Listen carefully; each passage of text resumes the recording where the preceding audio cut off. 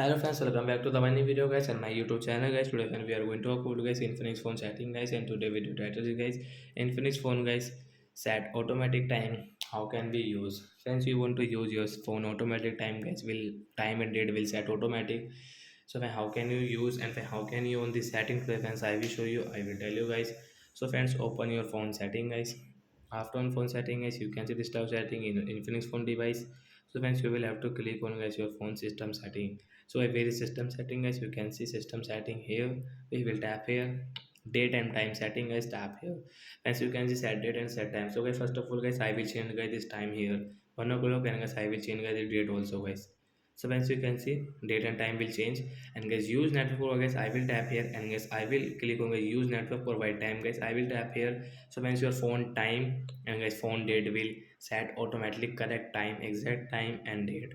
As you can see, 10:17 a.m. and December. Then after that guys, we cannot use guys this date and time setting. As you can see, it will not work. After on guys, use provide network time.